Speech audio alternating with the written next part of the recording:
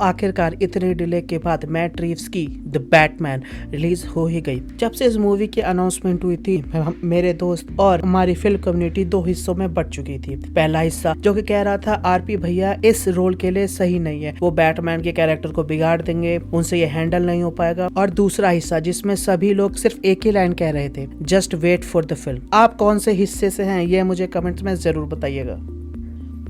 तो ये मूवी हमें नए बैटमैन की कहानी दिखाती है, जिसको एक मास्टर विजिलेंटी बने हुए सिर्फ 2 साल हुए हैं। वह अभी अपने इस काम को लेके मतलब और फिलॉसफी ढूंढ ही रहा है। और आपने ये फेमस सेइंग तो सुनी ही होगी कि बैटमैन को the greatest detective of the world कहा जाता है। यह इसको क्यों कहा जाता है, यह फिल्म इसी चीज को एक्सप्लेन करती है।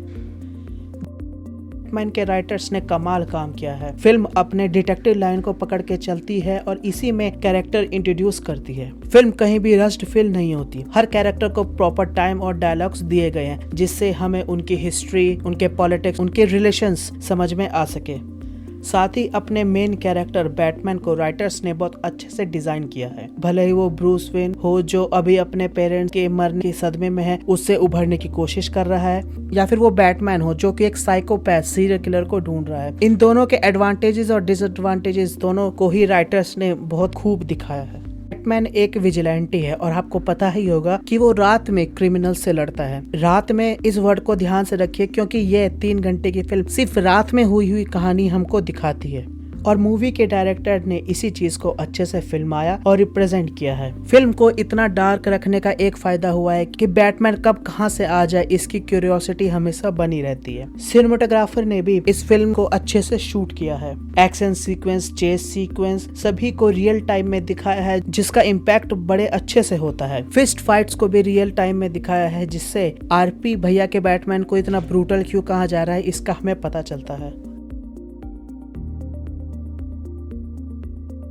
अब मैं जो सवाल पूछने जा रहा हूँ वो पहले हिस्से वाले लोगों के लिए है। अच्छा सॉरी। फिल्म के कास्टिंग डायरेक्टर्स ने बड़े अच्छे से कैरेक्टर्स चुना और उनके लिए एक्टर्स चुने हैं। सेलेना, पेंगुइन, फैल्कन, एल्फ्रेड सभी के एक्टर्स ने कमाल की परफॉर्मेंस दी है। रिडलर जो कि एक साइकोपैथ सीरियल किलर है, उसने बैटमैन को बहुत कड़ी टक्कर दी है। मैंने बैटमैन एज अ कैरेक्टर की बात पहले ही की थी कि राइटर्स ने उसे कितना बढ़िया लिखा है, पर आरपी भैया ने जैसे इसको परफॉर्म किया है वो काबिलियत तारीफ है। बैटमैन का फ्रस्ट्रेशन, ब्रूस का पास्ट, बैटमैन का फ्यूचर, दोनों की बॉडी लैंग्वेज, इन सभी चीजों को आरपी भैया ने अच्छे से दिखाया है। अभी तक हमने जिस भी चीजों पे बात करी है उन सब पे खाली एक ही चीज बच रही है जो इन सभी को बांधता है, जो कि है बैकग्राउंड म्यूजिक। ये सभी चीजें, भले ही वो सिनेमाटोग्राफी हो, एक्टिंग हो, परफॉर्मेंस हो, इन सभी चीजों को ऑडियंस से कन्वे करने के लिए बैकग्राउंड म्यूजिक ने एक बहुत बड़ा रोल प्ले किया है। इस फिल्म में बैकग्राउंड म्यूजिक सीन को इंटेंस, ड्रामा सीन्स को एंगेजिंग और चेस सीक्वेंस को एक्साइटिंग बनाता है। मैट रीव्स की द बैटमैन एक बवाल चीज है और इसको एक मास्टरपीस होने से सिर्फ इसकी एक चीज रोकती है, वो है इसकी PG-13 रेटिंग। मेरे हिसाब से ये फिल्म का सबसे बड़ा सेटबैक है कि इसकी रेटिंग PG-13 है। सिर्फ इस रेटिंग के वजह से मूवी का जो इम्पैक्ट होना चाहिए था वो रह जाता है। एग्जाम्पल के लिए रिडलर एक साइकोपैथ क्यों है, वो माना वो सीरियल किलर है, पर उसके क्राइम्स कितने ग्रूसम है, कितने खतरनाक है, इसको PG-13 रेटिंग रखने के लिए हमें ऑडियंस से छुपा लिया गया है, जो कि मुझे बिल्कुल पसंद नहीं आया। और साथ ही इस रेटिंग की वजह से जो सबसे खराब चीज मुझे लगी है वो है इसके डायलॉग के बीच में पीप साउंड जो आता है वो वाला। चलो एग्जांपल के लिए आप ये सोचो कि आप एक बहुत इंपॉर्टेंट चीज देख रहे हो, बहुत ध्यान से देख रहे हो, आप बहुत ध्यान से वो चीज सुन रहे हो और तभी बीच में ये साउंड आए पीप, तो सारा मूड खराब हो जाता है। और इसी बीप के चक्कर में बहुत सारे डायलॉग्स का इम्पैक्ट रह गया।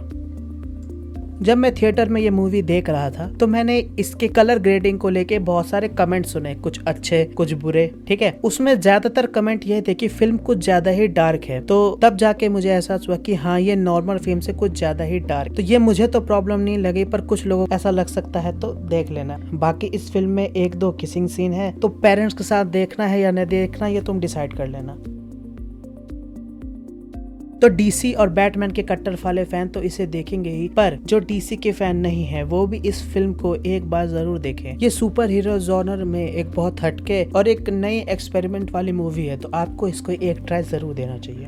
इतना सब कहने और डिस्कशन करने के बाद मैं इसको 4 आउट ऑफ 5 रेटिंग देना चाहूंगा। तो अगर ये वीडियो आपको पसंद आए तो इसको लाइक करिए, और आप अगर चाहते हैं कि आपके दोस्त भी इस फिल्म को देखें या इस रिव्यू को देखें तो आप इसको शेयर करिए, और अगर चैनल पे नए हैं तो इसको सब्सक्राइब कीजिए। तो मिलते हैं अगले रिव्यू में, तब तक के लिए जय हिंद, वंदे मातरम।